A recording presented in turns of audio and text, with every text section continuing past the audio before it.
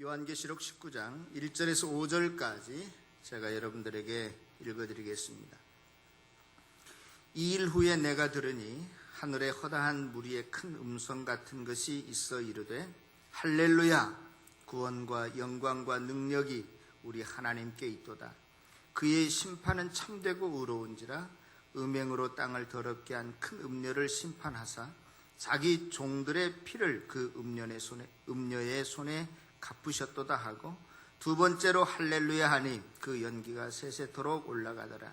또 24 장로와 네 생물이 엎드려 보좌에 앉으신 하나님께 경배하여 이르되 아멘 할렐루야 하니, 보좌에서 음성이 나서 이르시되 하나님의 종들 곧 그를 경외하는 너희들아, 작은 자나 큰 자나 다 우리 하나님께 찬송하라 하더라. 아멘. 예배라고 하는 것은 온갖 맛있는 음식이 잘 차려진 잔치상과도 같지 않나 하는 생각을 해봅니다. 그래서 그 잔치에 참석하는 사람이 배가 고프면 고플수록, 빈손이면 빈손일수록 더 즐겁고 기쁨이 넘치고 감사할 수 있는 것처럼,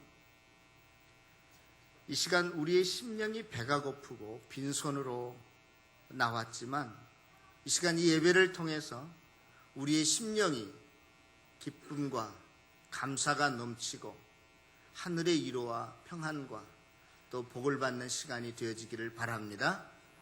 오늘 주제가 찬양인데, 우리 교회는 특별히 다른 교회에 비해서 예배 시간 안에 찬양하는 시간이 20분 이상이 되고 있어요. 이게 굉장히 큰 비중이거든요. 그만큼 찬양이 중요하기 때문에 그렇습니다. 우리 다 같이 찬양 한번 하도록 하겠습니다. 주는 평화 찬양하겠습니다.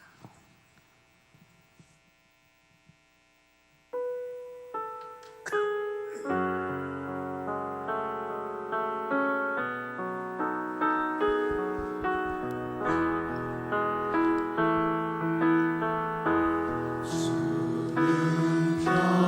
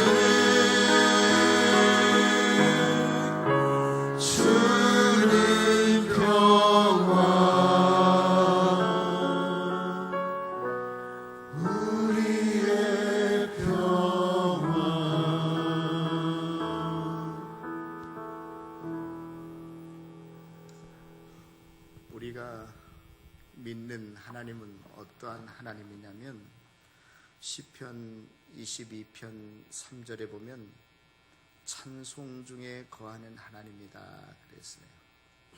내 마음이 공허하고 허전할 때 찬송하게 되면 하나님이 우리를 찾아오시고 우리의 심령을 만져주시는 것을 느끼게 될 줄로 믿습니다. 시편은 온통 누구를 찬송하라? 누구를 찬양하라? 여호와를, 하나님을 찬양하라. 그러한 내용들이 얼마나 많이 들어있는지 모릅니다. 이사야서 43장 21절에 보아도 이 백성을 내가 나를 위하여 지었나니 나를 찬송하게 하려 함이라. 그렇게 기록되어 있습니다. 오늘 본문 계시록 19장 5절에 보면 보좌에서 큰 음성이 나서 하나님의 종들, 그를 경외하는 자들아, 작은 자나 큰 자나 다 우리 하나님께 찬송하라. 그렇게 말하고 있어요.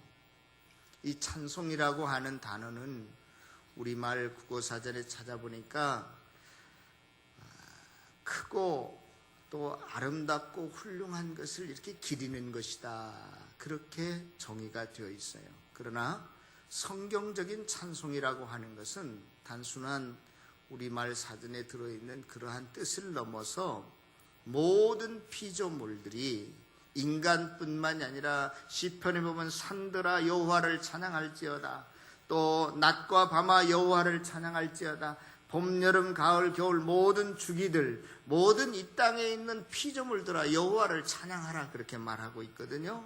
그래서 모든 피조물들이 하나님의 광대하심과 섭리에 대한 응답으로서 하나님을 높여드리는 것, 영광을 돌리는 것이라고 정의할 수 있을 것 같아요. 일반적으로 인간들의 마음속에 있는 기쁨이나 평안이나 즐거움을 밖으로 표현한다면 무엇으로 표현할 수 있냐면 웃는 거랄지 춤을 추는 거랄지 음악을 통해서 자기의 속마음의 기쁨을 드러낼 수 있고 표현할 수 있습니다. 그러나 하나님의 백성들, 우리 그리스도인들이 부르는 이 노래 찬양은 단순한 감정의 어떠한 표현만이 아니라 우리의 믿음의 신앙의 대상인 그 하나님의 능력과 영광과 어떠한 위대하심, 그 하나님의 속성 그 자체를 높여드리거나 그러한 하나님께서 우리들에게 베풀어 주신 하나님의 놀라운 사랑과 은혜에 대해서 감사하는 것에, 다시 말해서 우리의 간증이나 신앙 고백이나 우리의 아름다운 노랫말이나 이런 것에 음악의 옷을 입혀드려서 하나님께 드리는 것이 찬송이다. 그렇게도 우리가 정의할 수 있겠어요. 그래서 찬양이라고 하는 것은, 찬송이라고 하는 것은 하나님께서 가장 기뻐 받으시는 것 중에 하나요. 또 이 찬송은요, 사탄이 가장 싫어하는 것 중에 하나가 찬송입니다. 그러므로 저와 여러분들이 사탄의 어떠한 시련이나 유혹이나 어떠한 공격을 받을 때 찬양하세요. 물러가게 되어 있습니다. 오늘 그 메시지는요, 우리 은혜 찬양단 단장이나 또 우리 김정신 전도사님이나 우리 박종필 목사님이 메시지를 해야 딱 어울리는 건데, 왜냐하면 저는 이 음정박자 무시하고 부르는 사람이거든요. 다음번에는 꼭 그분들한테 제가 부탁을 하려고 그래요. 오늘은 그래서 어떤 찬양의 테크닉 기술보다는 찬양의 본질이 뭔가, 찬양하는 자세가 어떠해야 되는가, 정말로 진짜 찬양이 뭔가, 성숙된 찬양이라고 하는 것이 뭔가, 우리 한번 함께 생각해보고 은혜 받는 시간이 되어지기를 바랍니다.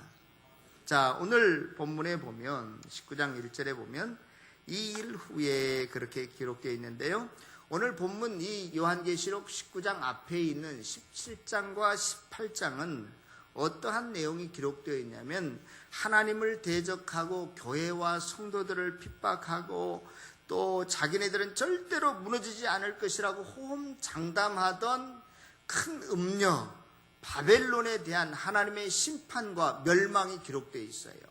그리고 오늘 19장에 오면 이 일 후에라고 하는 이 헬라어로 타우타라고 하는 이 단어는요, 어떠한 시간적이고 논리적인 순서가 아니라 어떤 우리가 음악이나 연극의 한 막이 바뀌는 것처럼 어떤 장면, 상황의 대전환, 반전을 의미합니다. 그래서 이 앞에 나와 있는 요한계시록 17장과 18장과 아주 극명한 대조를 이루려고 이 일 후에라고 하는 단어를 집어넣었어요. 그래서 이 19장에는 어떠한 내용이 기록되어 있는가? 바로 우리가 천국에서, 천상에서 어린 양의 대혼인잔치가 이제 종말에 이루어지게 되는데 그 장면을 설명하고 있는 것이 요한계시록 19장입니다. 특별히 오늘 본문 요한계시록 19장 1절에서 5절까지는 하나님의 심판을 찬양하고 있어요. 할렐루야 하면서 1절에 보면 누가 찬양을 해요? 허다한 무리가 큰 소리로 할렐루야 찬양하고 있고요. 또 4절에 보면 24장로와 네 생물들이 하나님께 아멘 할렐루야 하고 찬양하고 있는 모습을 우리가 볼 수 있습니다. 그런데요, 지금 이 19장 1절에서 5절까지는 하나님의 심판을 찬양하고 있는데 언뜻 보면 어떻게 심판을 찬양할 수 있단 말인가 하고 의아심이 들 수 있지만, 여기에서 나오는 하나님의 심판이라고 하는 것은 이사야서 34장 8절에서 15절에 근거하고 말하고 있는데요, 하나님께서 보복하시는 날 굉장히 두렵습니다. 무시무시합니다. 공포스럽습니다. 그런데 그 누구에게 이렇게 하나님께서 무섭게 심판을 하시냐면 하나님을 대적하는 에돔에 대해서 심판하는 거예요. 그래서 그렇게 기록되어 있습니다. 이사야 34장 9절에 보면 에돔의 시내는 변하여 역청이 되고 그 티끌은 유황이 되고 그 땅은 불붙는 역청이 되며 낮에나 밤에나 꺼지지 아니하고 그 연기가 끊임없이 떠오를 것이며 세세 황무하며 그리로 지날 자가 영원히 없겠고. 이것은요, 단순히 나를 해코지하는 대적을 벌하기 때문에 그런 어떤 유아기적인 그러한 생각을 가지고 아이고 쌤통이다, 잘됐다, 고소한 마음이 들어서 하나님을 찬양하는 것이 아니라 오늘 하나님의 심판은요, 2절에 보면 그의 심판은 참되고 의로운지라 그렇게 기록되어 있어요. 모든 불의와 죄악을 기뻐하지 아니하시는 하나님이시고, 하나님의 심판은 동시에 하나님의 백성 순결한 자를 사랑하시기 때문에 하는 심판이기 때문에 우리가 하나님의 심판을 찬양할 수 있다는 것이죠. 하나님의 사랑은 어떠한 사랑이죠? 우리가 사랑장 하면 고린도전서 13장이 떠오르잖아요. 거기에 보면 사랑은 뭐 오래 참고 온유하고 시기하지 아니하고 뭐 질투하지 아니하고 쭉 나오는데 6절에 보면 사랑은 불의를 기뻐하지 아니하며 그렇게 되어 있어요. 사랑이라고 하는 것은 불의를 기뻐하지 않는데요. 불의를 기뻐하지 않는데, 영어를 하고 싶은데 참아야 되겠어요. 하여튼간에 불의를 기뻐하지 않는데, 그리고 무엇과 함께 기뻐하며? Rejoice with the truth. 진리와 함께 기뻐하며 그렇게 되어 있어요. 하나님께서는 불의를 기뻐하지 않는다, 이 말은요, 거꾸로 이야기하면 하나님께서는 불의를 심판하시는 하나님인데 하나님의 사랑은 불의를 심판하는 사랑이다, 그러한 뜻이에요. 예. 무조건적인 사랑이 아닙니다. 하나님은 공의로운 하나님이시기 때문에, 즉 하나님은 우리를 사랑하시기 때문에 세상의 더러움과 모든 악을 태우시고 부정한 것, 거짓된 것을 심판하시고 불의하고 하나님을 대적하는 것들을 그대로 놓아두지 않고 반드시 소멸시키시고 처벌하신다는 거예요. 그래서 모든 악한 것들에 대한 심판은 곧 나에 대한 하나님의 지고한 사랑을 설명하는 것이고 증명하는 것이라고 볼 수 있습니다. 그래서 우리는 하나님의 심판에 대해서 감사하고 할렐루야 찬양할 수밖에 없다는 것이 오늘 본문의 내용입니다. 어떻게 오늘은 제가 기쁘게 좀 설교를 하려고 그랬는데 분위기가 너무나 쫙 하고 가라앉은 것 같아요. 한번 웃어볼까요? 하하하. 지금부터 그런데 긴장하셔야 돼요. 오늘 이 요한계시록 19장 본문에는 무엇을 찬양하고 있다고요? 하나님의 심판을 찬양하고 있어요. 그 심판은 불의에 대한 것뿐만 아니라 저와 여러분들을 사랑하시기 때문에, 심판하기 때문에 찬양한다는. 그런데 문제는 뭐냐면 여기서 문제는 모든 불의와 거짓된 것, 악한 것, 부정한 것들에 대한 하나님의 심판은 저와 여러분들, 오늘날의 저와 여러분들 성도들에게도, 하나님의 백성들에게도 순간순간 매일매일 나타나고 있다는 것입니다.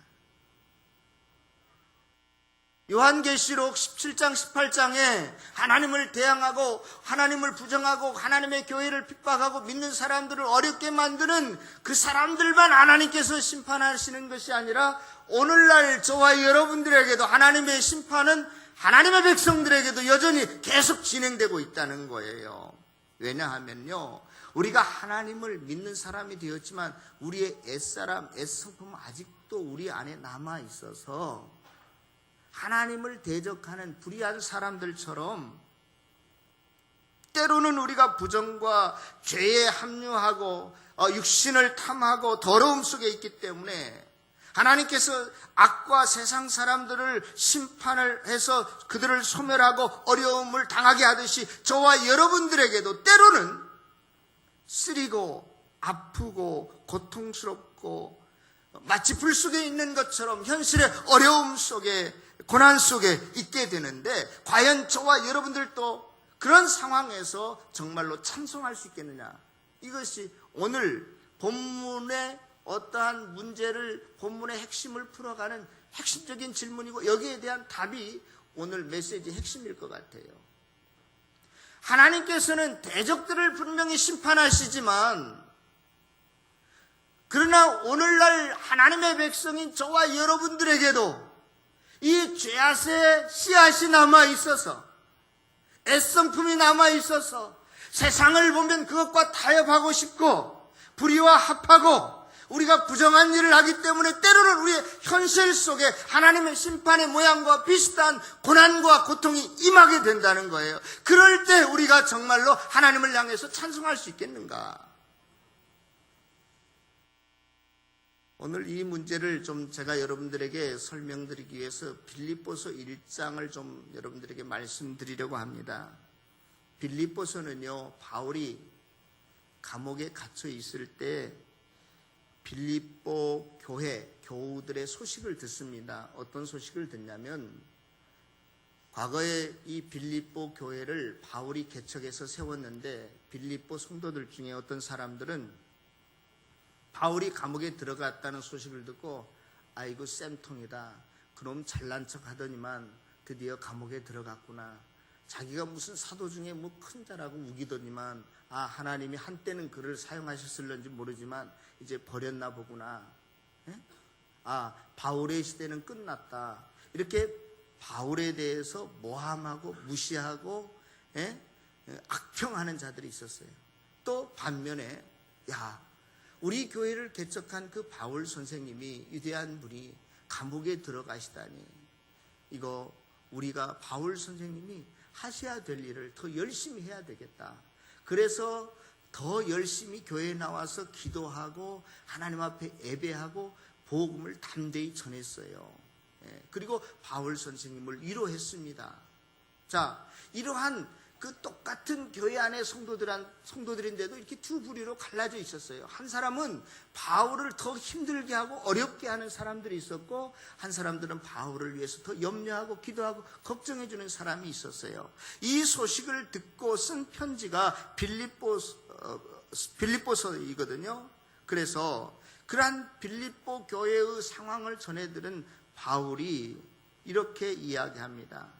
어떤 사람은 착한 뜻으로 그리스도를 전파하고, 또 어떤 사람은 나의 매임의 괴로움을 더하게 하려고 순수하지 못한 그러한 마음과 동기를 가지고 그리스도를 증거하지만, 빌립보서 1장 18절에 무슨 방도로 하든지 전파되는 것은 그리스도니 이로써 나는 기뻐하고 또한 기뻐하노라, 그렇게 말하고 있어요. 자, 우리가 일반적으로 헬라어 문학에서는 기뻐하고 기뻐한다 두 번 강조, 이렇게 반복해서 쓰이는 것을 강조법이라고 했는데 여기에서는 강조법이 아니에요. 헬라어 구문에 보면 앞에 기뻐한다라고 하는 말은 그 앞에 문장에 걸려 있고 뒤에 기뻐한다라고 하는 말은 뒤에 문장에 걸려 있어요. 다시 말해서 앞에 그 기뻐하는 이유는 무슨 방도로든지 너희들이 순수하지 못하게 그리스도를 증거하든지 혹은 나를 괴롭게 하려고 증거하든지 그렇지 않든지 간에 그리스도가 증거되는 것 때문에 내가 기뻐한다 그렇게 말하고 있고, 뒤에 기뻐한다라고 하는 그 말은 그 뒤에 19절에 나와 있는 이것이, 그러니까 나의 어떤 고난이 성령의 도우심으로 나를 구원에 이르게 하는 줄로 알고 내가 기뻐한다 그 말이에요.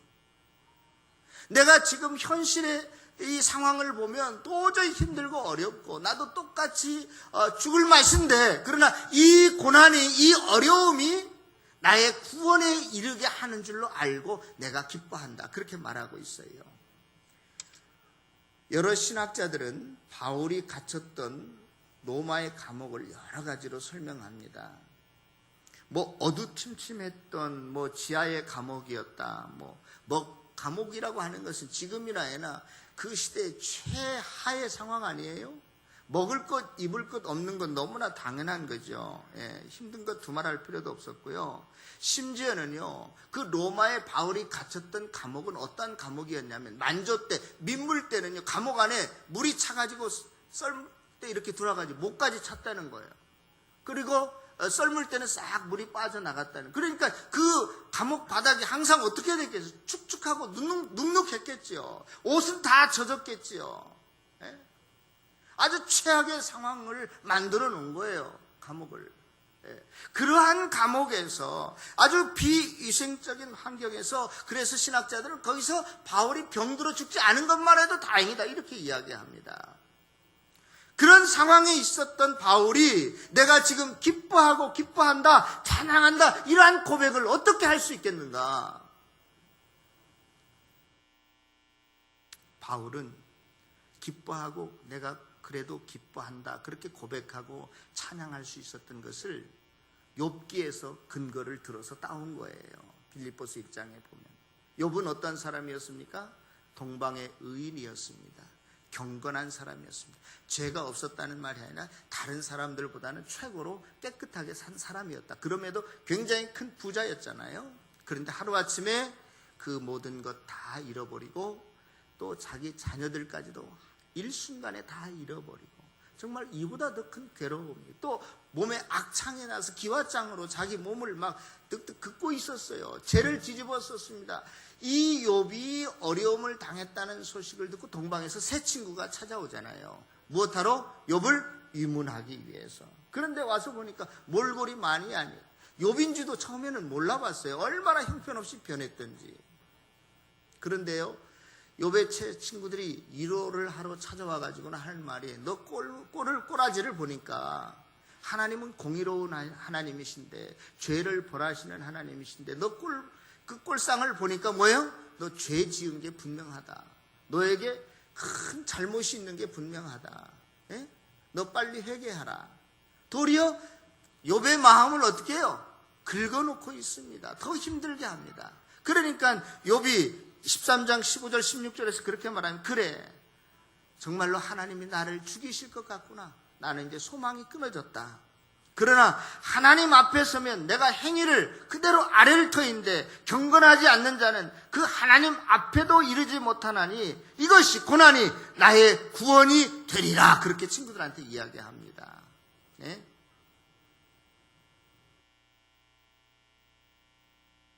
그 욥의 고백은 그런 거예요. 그래, 나는 지금 죽어도 실은 잃을 것이 없는 사람이야. 그러나 사악한 자, 불의한 자는 그 죄악 때문에 하나님 앞에 천국에 이를 수 없지만, 그러나 나는 이러한 시련과 고난을 통해서 나를 단련하심으로 내 믿음이 정금과 같이 나와서 도리어 이 현실의 어려움과 고통과 실패가 내 구원에 도움이 될 것이다. 그렇게 고백하고 있습니다. 거기에 근거해서 신약시대에 들어와서 바울이 빌립보서에서 내가 그럼에도 불구하고 내가 기뻐하고 기뻐한다 그렇게 고백하고 있는 것입니다.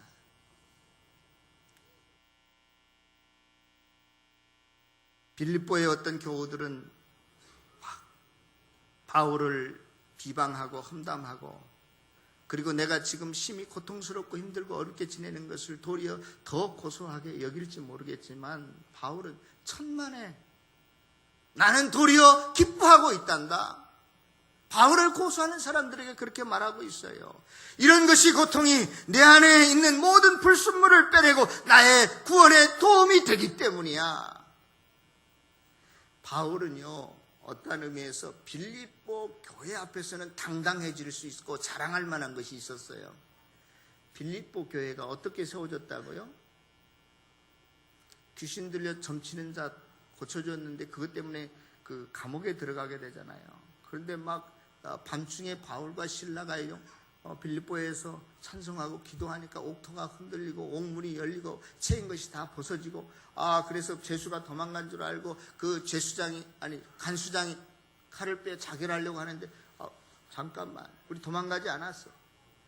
그때 그 간수장이 뭐라고 말하지? 내가 어떻게 해야 구원을 얻으리까? 너와 내 집 주 예수를 믿으라. 그래야만 구원을 얻으리라. 그래서 그 간수장 집이 다 예수를 믿어요. 그리고 누디아 그 자주 장사하는 사람 집에 가서 교회를 시작해서 빌립보 교회가 세워졌거든요. 그러니까 바울은 다른 데는 몰라도 빌립보 교인들 앞에만큼 내가 큰 소리 칠 수 있고 당당해질 수 있었어요. 그런데 오늘 지금 감옥 안에 들어가 있음으로 해서 그러한 빌립보 교인들에게조차까지 내가 지금까지 은근히 너희들 앞에서 나를 자랑했을는지 모르지만, 그러나 이 일을 통해서 내가 아무것도 아니라는 것을 깨닫게 됐다는 것이죠. 더 겸손하게 세워지는 계기가 됐다, 그러한 고백을 하고 있는 거예요. 저와 여러분들에게 찾아오는 고백은요, 이러한 의미에서 복된 고백인 줄로 믿습니다.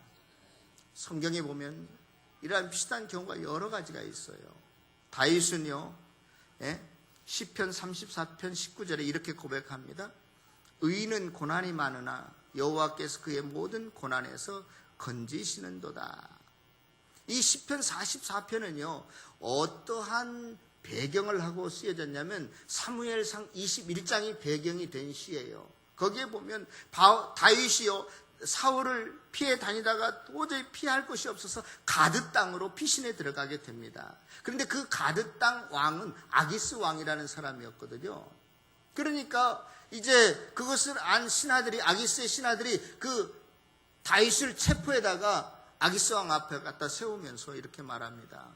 이 다윗은 이스라엘 백성들이 사울이 죽인 자는 천천히요, 다윗이 죽인 자는 만만이로다, 이렇게 찬양을 하고 존경하는 사람입니다. 이건 우리의 잠재적인 적입니다. 그러한 거 아니에요. 그러니까 죽여버립시다, 이런 거였어요. 그런데 그때 다윗이 어떻게 합니까? 그 아기스 왕 앞에서 자기 몸을 대문에 극적거리고 자기 수염에 침을 흘리고 미친 척 하잖아요. 미친 척 하잖아요. 그러니까 아기스 왕이, 야, 우리나라에 미친 사람이 부족해서 이 미친 사람을 또 데리고 왔느냐, 갖다 버려라. 그래서 거기서 도리어 목숨을 부지하러 들어갔다가 도리어 위기를 당하고 겨우 간신히 사지에서 탈출해 나옵니다. 그리고 그것을 배경으로 하고 쓰여진 시가 시편 34편이란 말이죠. 여러분 생각해 봅시다. 과거에 우리의 수치스럽고 부끄러운 일을 말로 뭐로 여러 사람들한테 공개합니까? 그런데도 불구하고 다윗은 자기의 이미지가 있다면 골리앗을 무너뜨린 용장의 이미지 아니에요? 그럼에도 불구하고 그렇게 비굴하게 수치스럽게 부끄럽게 했던 그 과거의 행적을 도리어 떠올리면서 시편 34편을 지은 이유가 있어요. 내 행동이 그렇게 비겁한 행동, 부끄러운 행동, 수치스러운 행동이었지만, 그러나 이 일을 통해서 하나님께서는 나를 더욱더 겸손케 하시고 하나님을 붙들게 하는 그러한 사건이었다라고 하는 고백이 시편 34편이란 말이에요.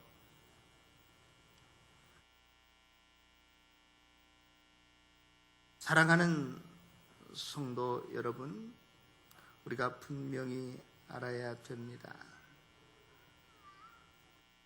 모든 고난, 의인에게도 찾아온다라고 말하고 있고요. 그리고 여호와께서 그 모든 고난에서 건지신다, 이 말은 고난을 없애주겠다는 뜻이 아니라 고난을 통해서 우리의 구원을 이루시겠다, 그러한 의미라 이 말이죠. 그래서 그 시편 34편 19절 바로 뒤에 20절에 보면 그의 모든 뼈를 보호하시며 그 중에 하나도 꺾이지 아니하였도다. 이 말은요, 신약 성경에 예수님께서 십자가에 달려 돌아가실 때 이런 말씀으로 인용되고 있어요. 예수님께서 십자가에 달려 돌아가시는데요, 양 손에 못을 박히시고 발에도 못을 박히셨어요. 근데 발판이 이렇게 십자가 보면 조금 앞에 툭 이렇게 튀어나와 있어요. 그래서 너무나 고통스러울 때, 십자가에 달려 고통스러울 때 이 발끝에, 발바닥에 힘을 조금 주면 위로 올라와서 숨쉬기가, 횡격막이 이렇게 올라오니까 숨쉬기가 좀 편해요. 그러나 사람이 십자가에서 완전히 죽으면 그 다리가 축 늘어져 버립니다. 그래서 죽었다 안 죽었다를 판별할 수 있는데, 빨리 사형 집행을 끝내려고 로마 군병들이 예수님이 양쪽에 있는 제수들을 보니까 그렇게 하고 있는 거예요, 계속. 그러니까 일부러 다리를 쿡 다 끊어버립니다. 그래서 축 늘어지게 만들어요. 빨리 죽으라고. 그런데 예수님 끊으려고 보니까 예수님이 이미 돌아가셔서 축 늘어져 있었어요. 그러면서 그의 뼈가 보호하심을 입었도다. 예수 그리스도의 죽음 고난이 없어진 게 아니에요. 그 고난 죽음을 통해서 구원을 완성하시는 하나님이심을 믿을 수 있기를 바랍니다. 성도 여러분, 지금 여러분들이 무엇 때문에 힘들고 어렵고 고통스럽습니까? 여러분들이 세상적인 가치나 기준에 의해서 내가 못 배운 것 때문에, 가난한 것 때문에, 병약한 것 때문에, 그런 것들 때문에 힘들어 하십니까? 아니면 내가 조금 있다가 부도가 나서 감옥에 갈 수밖에 없는 상황이라서, 어떤 사람은 키가 작아서, 어떤 사람은 몸무게가 많이 나가서, 얼굴이 못생긴 것 때문에, 남편 때문에, 자식 때문에 고민스러운 사람이 있어요? 여러분들이 그것 때문에 하나님 앞에 나와서 더 기도하고 엎드리고 하나님 앞에 감사하게 되면 그것이 도리어 우리가 하나님 앞에 찬송거리가 될 수 있다는 거예요. 우리가 그렇게 살아야 된다는 것입니다. 여러분, 하나님을 모르는 죄인들, 세리들도요, 자기 좋아하는 사람, 자기 사랑하는 사람 좋아할 수도 있고 사랑할 수도 있어요. 그러나 우리 그리스도인들은 자기를 미워하고 핍박하는 원수라 할지라도 그를 사랑하고 그를 위해서 기도해야 될 존재가 저와 여러분들입니다. 좋을 때는 누구나 다 찬양할 수 있어요. 그러나 진정한 믿음의 사람이라고 하는 것은 그렇지 않다 할지라도, 내가 지금 병약한 중에 있다 할지라도, 내가 경제적인 어려움에 있다 할지라도, 내가 현실의 고통 중에 있다 할지라도 믿음으로 하나님 앞에 나아가 감사하고 찬양하는 사람이 진짜 믿음의 사람이요, 이 찬양이 진짜 찬양인 줄로 믿습니다. 우리가 하나님 앞에 찬양하는 것은 그렇게 찬양해야 된다는 거예요. 바울이 감옥 안에 있을 때 온갖 고생과 어려움에 있었습니다. 다윗이 블레셋 가드 아기스왕 앞에서 미친 채하고 체면과 자존심을 완전히 구겼을 때, 생명의 위험이 처했을 때, 그러한 고난을 통해서 그들은 더욱더 하나님 앞에 가까이 나아가고, 나를 하나님 앞에 죄인으로 다시 서게 하고 무능한 자로, 자격 없는 자로 만들어서 더 하나님을 붙들게 하고 하나님을 의지하게 하고 나를 더 겸손하게 만들고 천국을 소망하고 그리스도만으로 만족하게 살아가는 자도 만들었기 때문에, 내 구원의 완성을 해나가게 하기 때문에 기뻐하고 찬양한다고 고백했던 것처럼, 저와 여러분들도 내 자신의 무슨 어떤 자랑할 만한 것, 자신감 있는 것, 다른 사람보다 잘하는 것, 이런 모든 가지들을 쳐내버리시고, 때로는 고통과 어려움과 그러한 고난의 환경 속에서도 힘들지라도 더욱더 주님 앞에 나아가는, 감사하는, 찬양하는 믿음의 사람들이 되어지시기를 바랍니다. 이상하게요, 설상가상이라고 우리가 힘들고 어려울 때, 그때 더 사탄은 찾아와서 저와 여러분들을 공격합니다. 그래서 절망에 빠뜨리려고 해요. 로마서 8장에 보면 무엇이 우리를 정죄하리요, 고소하리요, 고발하리요. 예? 사탄은 그러한 어려움 중에, 실망 중에, 낙심 중에 있는 저와 여러분들을 찾아와서 또다시 고소합니다. 네가 무슨 목사냐? 네가 무슨 집사야? 네가 무슨 성도야? 그러나 분명히 말합니다. 어떤 환난과 곤고나 적신이나 위험이나 칼이나 도살할 양같이 우리가 여김을 받는다 할지라도 그리스도의 사랑에서 어느 누구도 우리를 끊을 수 없느니라. 할렐루야. 이것을 믿고 나아가는 저와 여러분들이 되어지시기를 바랍니다. 여러분들이 잘 아시는 스팻포드라고 하는 사람이 있어요.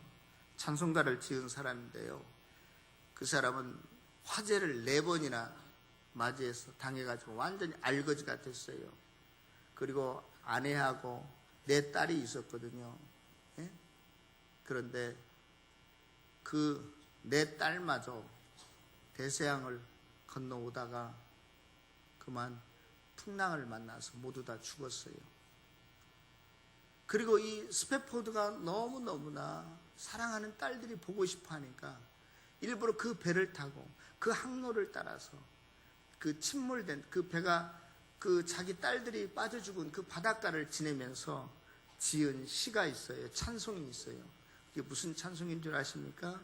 제가 좋아하는데 항상 음정 박자가 다 틀려가지고 몇 번 부르려다가 시도하다가 다 실패했는데 오늘 다시 한번 불러볼게요. 내 평생에 가는 길 순탄하여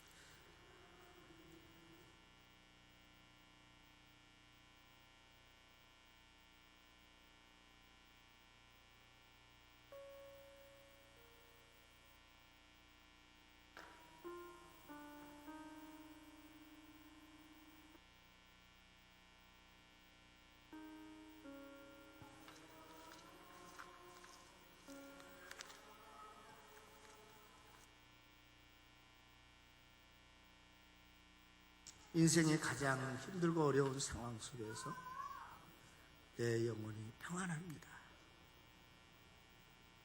내 영혼이 하나님 평안합니다. 그 찬송을 지었어요. 이러한 사람이 정말로 진짜 찬양을 드리는 사람이 아닌가, 성숙한 믿음의 사람이 아닌가 하는 생각을 해봅니다. 세상 사람들도 좋을 때 다 찬양할 수 있어요. 기뻐할 수 있어요. 그러나 힘들고 어려운 중에라도 하나님을 바라보면서 찬양하는 삶이 그리스도인의 삶인 줄로 믿습니다. 여러분들 가수를 보면 이제는 그런 게 없는 것 같은데 예전에는 녹음을 다 해놨다가 화면에 나올 때 입만 뻥긋뻥긋 하는 걸 뭐라고 말하죠? 립싱크라고 하죠. 예배 시간에 찬송을 하는데 그렇게 비슷하게 하는 찬송을 드리는 사람도 있는 것 같아요. 마음이 없이 드리는 찬송 하나님께서 받지 아니하십니다. 하나님께서 받지 않아요. 그러니까 우리가 예배하는 자가 신령과 진정으로 드려야 되듯이 우리의 찬송도 하나님 앞에 드릴 때 립싱크 하지 마시고 신령과 진정으로 드릴 수 있기를 바랍니다.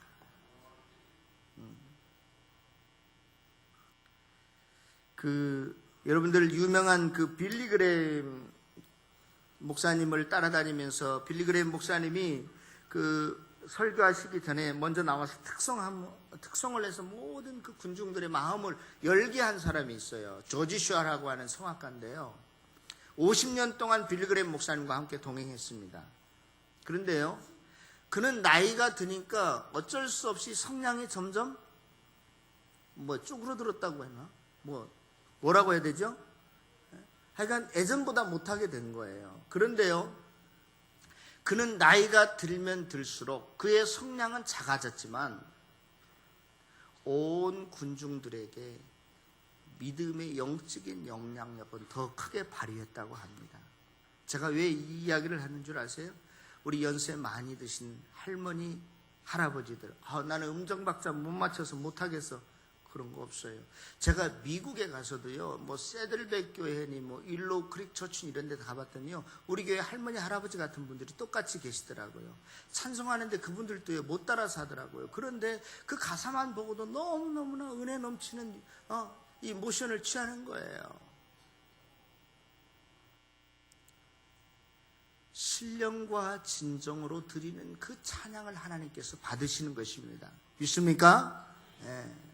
사랑하는 성도 여러분, 우리가 진정한 찬양은 어떨 때 나오는 다는 사실을 분명히 깨닫고, 또 우리가 찬양할 때 그저 기술적인 음악적인 기교만 앞세우려고 하지 말고 영성 없는 찬양이 아니라 신령과 진정으로 내 영으로 마음으로 하나님 앞에 드려서 하나님이 기뻐 받으시는 찬양을 드리는 저와 여러분들이 다 되어지시기를 주님의 이름으로 축원합니다. 찬양은요 신호등과 같다, 그런 생각이 들어요. 벌써 내 영혼 속에서, 내 입술 속에서 찬양이 마르면은요 신앙생활에 빨간 등이 켜지는 거예요. 문제가 있는 거예요. 그렇죠? 네. 내 입술에서, 내 마음에서, 영혼에서 찬양이 울려 나오기 시작하면요 신앙생활 잘하고 계시는 거예요.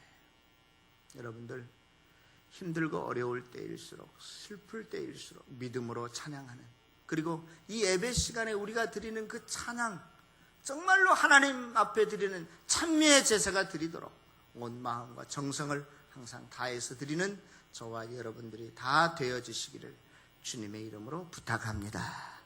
기도하겠습니다.